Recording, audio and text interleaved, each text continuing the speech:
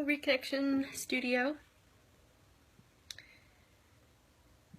I'm super excited to be talking to you guys about this. I know that it is a kind of the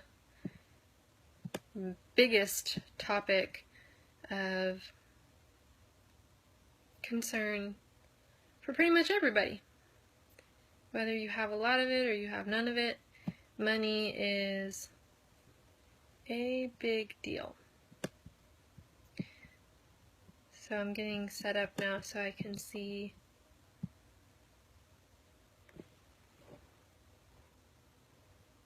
Can you guys see me? Can I get a hello from anybody watching?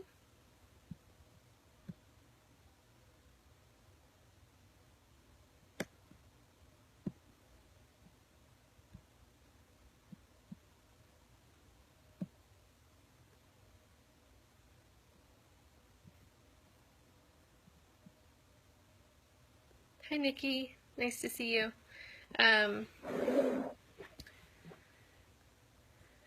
Let me know if you have any problems with signal or anything like that.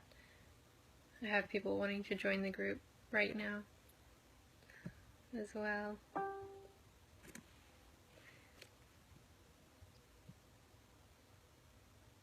Okay, cool.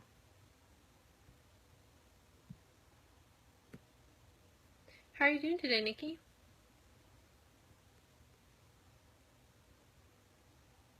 I want to know, and I'm also testing our lag time between when you type something in and when I get it.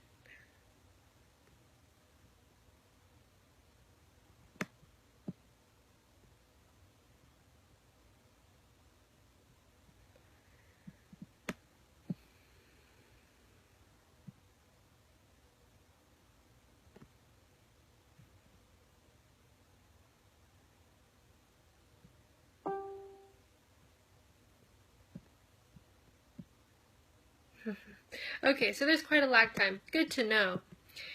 Alright, well, we're going to go ahead and dive in, and hopefully everybody else will get with the program soon. Okay, so today we're talking about money. We're talking about having more of it and feeling good about it and using it well. And I'm breaking this down into 3 strategies for improving your relationship with money and bringing more of it into your life.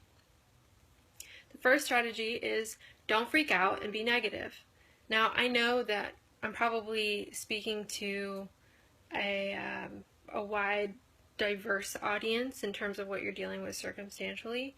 And when we talk about money, there's a lot of things that come into play. I mean, race, age, gender, your parents' socioeconomic background, education level. There's all these things that feel like justifications for why you should have more or why you can't have more. And I'm not saying that those things aren't real. I know that they are. I consider myself a social activist, and I understand that that it's a complicated world and not everybody has the same circumstances to work with in creating wealth. But for this conversation, I would like to act as if you have 100% say in how your life goes and how your finances go. Because, first of all, I believe that that's true, even if there are really unfortunate, screwed up infrastructures in place that affect people's finances. I still believe that ultimately we have personal power. And whether that's true or not, I think, like I said in my last video, it's important to believe things that are empowering to you so that you can take action and you can make a difference in your life. If you're not believing that you have any power, then you're just going to have more of the same, being in that reactionary state. So the first strategy is don't freak out and be negative. I know from personal experience, I have been on food stamps, I have had kids and no money, and I know that it can be really trying to not freak out when it feels like you don't have enough for the basic necessities. But this is one of the most important things you need to do in order to be powerful in your finances. It's to keep, I guess one way to say it is just to keep a level head, but it's really about keeping a emotional robustness. So your emotions don't go up and down with the level of your bank account. That if you can be responsible for how you feel at all times, then you can be approaching your finances in a more stable place. And this is one part kind of practical advice for how you're interacting with the world, but it's also energetics. If you're spewing out this fear, then you're just going to get more of that coming back at you. So the few techniques that I have for implementing this strategy is, one, put things in perspective, because wherever you are on the scale, you are better off than a lot of people, by most people. I mean, if you're watching this, then you're probably in the top 5% of the wealthiest on the planet. So even though your concerns might be very real and very intense, you might be about to lose your job, maybe you even be about to lose your home. It doesn't actually matter. My kids just got home, so it might be loud for a minute. It doesn't actually matter what circumstances you have going on. You're still better off than so many people. You have access to clean water, you have access to food. Even if you don't have enough money to buy food, if you don't have money to buy any food at all, you are probably farther away from starvation than 50% of the planet right now. So having some perspective on how wealthy you are, if you have clothes in your closet, if you have a car to drive, if you have a phone, if you have any money in your bank account at all. And this isn't to feel guilt or shame about what you have and what others don't. It's a matter of getting a reality check about where you actually stand. And from that place, invoking a sense of responsibility. I mean, being in that position, being in the top 10% of the wealthiest on the planet, you have a responsibility to have appreciation for that and to do well with it. So that's the second technique for this strategy, is appreciation. And at any level of wealth, you can find something to be appreciative about. And if you're having a hard time even being able to find that appreciation, you can always just zoom out and kind of distract yourself. I know maybe that's not traditional self-help advice, but I truly believe that if you're negatively focused on something really intensely, then you're doing more harm than if you just avoid the subject altogether. And I know that sometimes that's what's necessary. Go take a nap, watch a TV show. Do something that will allow you to separate yourself from that intense anxiety so that you can go back to gratitude. Okay, so second strategy is money comes from other people, and that you get that money from other people by being of service and being helpful to them. And if you turn your focus from your money freaking out to how can I help the people that are in front of me, then your energy shifts and all sorts of new opportunities start to present themselves. I think that just that energetic shift of starting to feel and think more about what somebody else needs, it starts to fill you up in a way and relax some of these instinctual fear responses around money. And things like promotions or getting new clients or sales calls or very practical, tangible ways that we receive money into our lives, they go much better when you're thinking about the other person. One of my friends who is really very successful real estate agent in Austin, he told me once, I never try and sell a house. I always try and find the person I'm talking to the house that they want. And you can understand, like, if you're buying a house, that's the real estate agent that you want. And because of that, he was so successful. And it doesn't even matter if you're self-employed, if you're employed, it doesn't matter if you're only doing this in the context of your work. I mean, really implementing this in every part of your life, because at every part of your life, you're interacting with people who have connections, who have resources that they would give you, maybe family members that have money for you, maybe a neighbor who has a job connection for you. So moving through the world with this kind of generous attitude, it's always going to come back to you. So that's the second strategy. The third strategy is paying attention to your money. I know a lot of times when we are in an unhealthy dynamic with money, we can tend to want to just avoid the subject altogether, but what you pay attention to will expand and grow and develop, and what you ignore will wither and die. You can think about this like your houseplants. You give it attention, it's going to thrive. You ignore it, it's going to die. And everything is that way. Your relationships, same thing with your relationships. Your health, same thing with your health. So this is not exclusive to money. This is anything that you're wanting to grow and develop needs attention. So here are some specific things that you can do to give your money that attention, that positive attention. The first is to get into integrity with your debt. Now that might not mean paying off all your debt, but it does mean being in communication, knowing what you owe, and having arrangements around it. So even if that just means, calling that buddy up that you owe $500 to and saying, all right, I've got $5 right now, but more is coming, and this is when I'll have it to you. Or maybe it's your credit card. Rather than avoiding that 1-800 number every time it calls, pick it up. Talk to them about a payment plan. Talk to them about where you are. So you have that free space. Be in integrity with your finances so that you don't have to avoid it. The next thing that you want to pay attention to is knowing what you have and knowing what you have made in the past. So looking at your bank statements, what did you make last year? You should know that. That number should just be in your mind. What did you spend last year? Same thing, that number should be in your mind.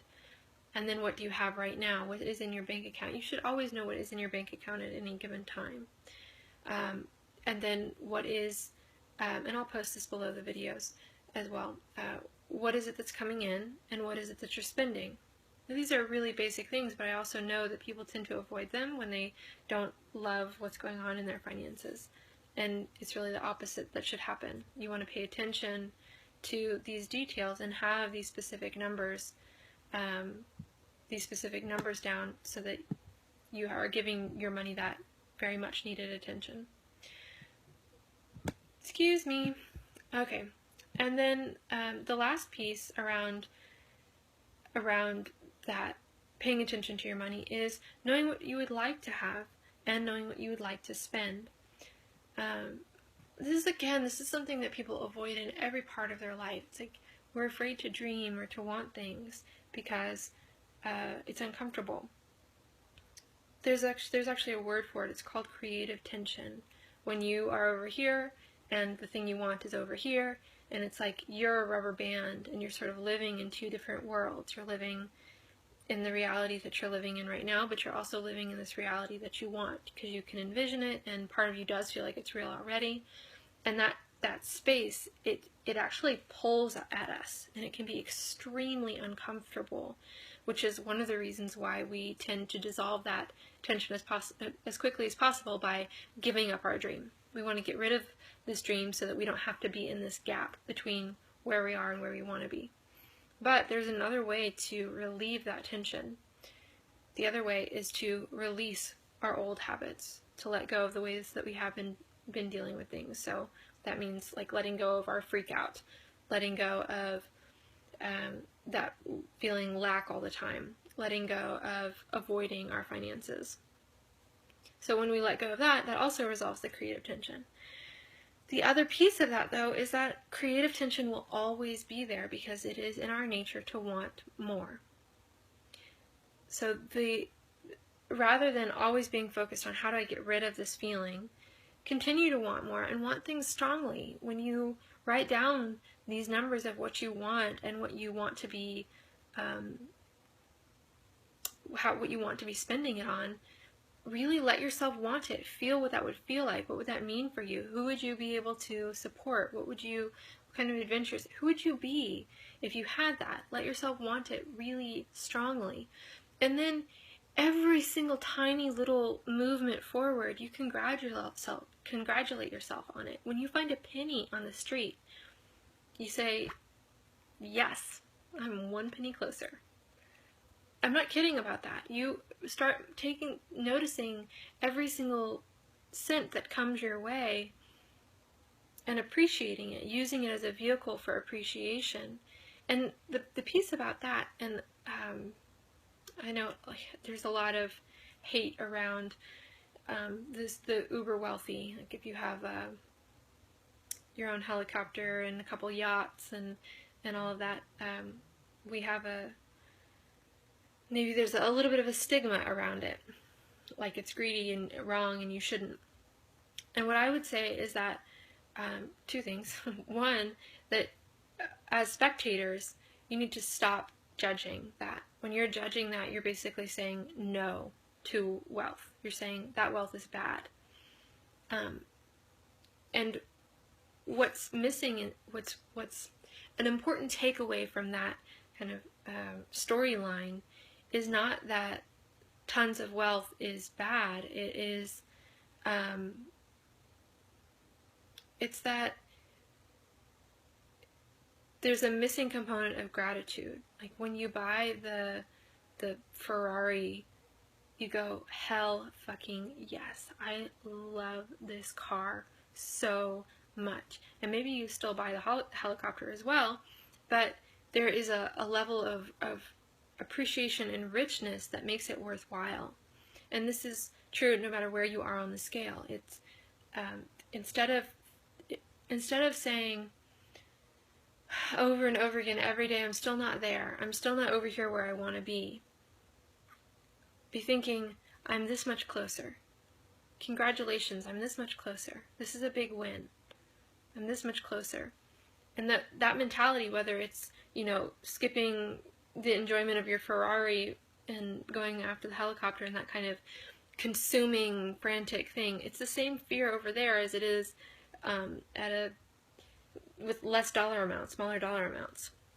It's the same thing. So if you want to be a really the kind of wealthy person that spends their money really well, you practice that appreciation in the gap, in the process, in that tension, even when you're feeling the tug of these things that you are really strongly desiring. Are you guys with me? What do you guys think about all this? What I'm saying landing? Do you have questions? Anything coming up for you as I was talking? For those of you that hopped on the call a little bit late, we started the conversation with kind of having a grip on our freaking out about money, and then went into offering support and being generous, and then lastly paying attention to your money. So any questions about any of those things?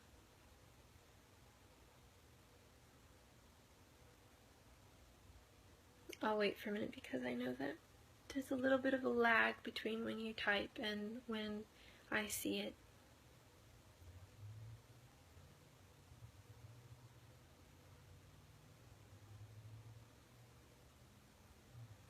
Okay, so I have an assignment for you today that I would like for you to post underneath this video. I want you to post any kind of money accomplishment. So if you find that penny on the street, I want you to post a picture of it. Yes, I'm 1 cent richer. If you get a raise, or if you close on a deal, or if you get one step closer, you pay off a little bit of debt. Anything that is a step towards what it is that you want, that you can post it. I would love to hear it and celebrate with you. Nikki, you said, I get so caught up in thinking about the amount of debt that it's hard to be grateful for the small amounts. Okay, so debt is a really great conversation piece because people relate to it drastically different. If you had, $200,000 in business debt, there are a lot of people in the world that would look at that as nothing. My business mentor says he loves business debt because he loves having buckets of money around to spend on whatever, new idea he has or improvement that he wants. He loves debt. It's like, to him, debt equals time and freedom. When you have that debt, it means that you get to invest in yourself. And some people draw a distinction between something like business debt or education debt and consumer debt. But personally, I find that things that are important to me that I invest in myself, like getting a facial or buying a really beautiful piece of clothing, or maybe going on a retreat with my sister, these kinds of things are extremely valuable to me. They are investments. And putting that on my credit card, it's one of the major ways that I've gotten to the point that I have right now in my relationship with wealth, is that I don't hold back from myself something that I feel is deeply nourishing. And a part of that, though, is that I do have a strategy in place for how I convert what is good in me into something that actually brings in revenue. So that goes back to the being of service piece. It's like you can invest in yourself endlessly, and so long as you have a avenue for giving the fruit to, if that makes sense. It's kind of awkward phrasing, but I think you kind of get it. Like, you're giving to yourself so that you grow and expand, and then you have more to give. And then there needs to be something in place where you are doing that giving, and then other people are experiencing value, and then you get more money to invest in yourself even more. So just a little reframe around debt. And I think one of the important things that we need to think about with debt is, rather than thinking, okay, I need to pay this off as quickly as possible, think about it like, what is the most important thing to invest in right now?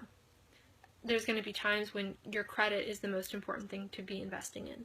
There's going to be times when your well-being is the most important thing to be investing in. Really, anytime your well-being is lacking, that's the most important thing to be investing in. So paying off debt immediately is not always the best choice. Sometimes it makes more sense to appreciate that space that you've been given and continue to use your resources in other ways. Be grateful for what you have and use it the way you actually want to use it, rather than just funneling it into the debt. Okay, let's see. Question on spending. Where do you spend? Like, where do you spend it given good free time opportunity? Well, I love luxury. Personally, I love luxury. I like to be spending my time and my money on things that are rich and beautiful, and things that give me appreciation for the world. So that, and then the other area is I tend to spread my money around quite a bit. So I have a lot of friends and family that I give money to, or that I treat for various things, and then I also give money to different causes, usually personal causes rather than big nonprofit conglomerates, which can have questionable ethics. But I tend to give money to like Kickstarters and things like that as well. And my business, I spend a lot of money on my business and my education, which is part of that. Any other questions?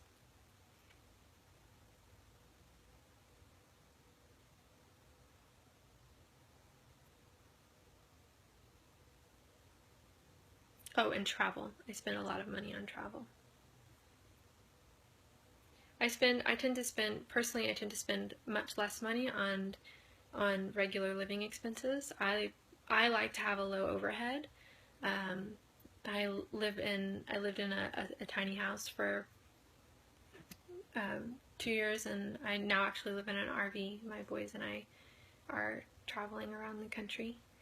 So right now I'm in Austin and my home base, but I tend to like my overhead to be very, very small and simple, and then most of my money goes to luxurious experiences and education and expansion and things that feel like um, just amazing opportunities.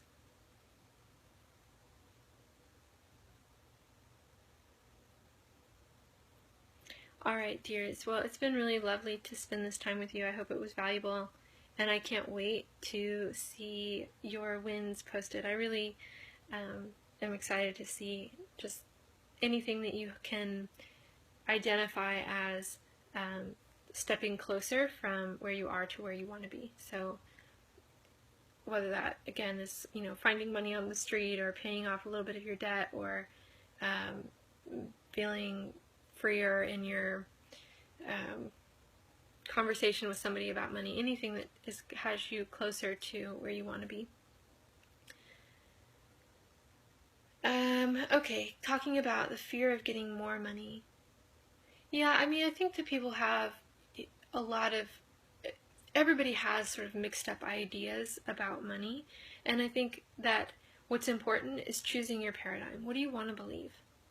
Whatever it is that you want to believe, you can find evidence to back that up. If you want to believe that having money will make you a greedy person, if you want to believe that you'll lose all your friends, people won't be able to relate to you, if you want to believe that you'll become dependent on it and then lose it all and that'll be scary, whatever it is that you want to believe, you'll find evidence to back it up. If you want to believe that the wealthy people on the planet are doing the most service, that they're the ones that are feeding the most hungry, if you want to believe that if you have the resources that you need, you'll have a more fruitful life, you'll be more of service, you'll be a better person, you'll be a happier person, you'll find evidence to back that up.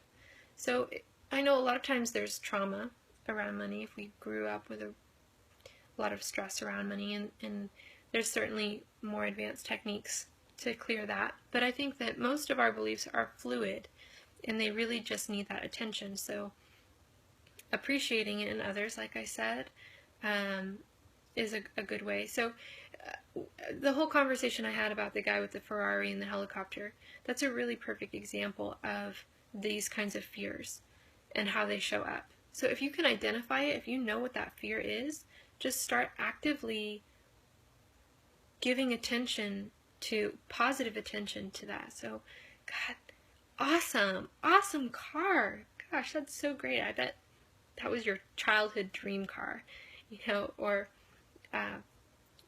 looking at a beautiful house that you admire. Identify where you feel jealousy or where you feel constriction or judgment, and see if you can find gratitude and appreciation for it instead. How does it make the world a better place that that person has what they need?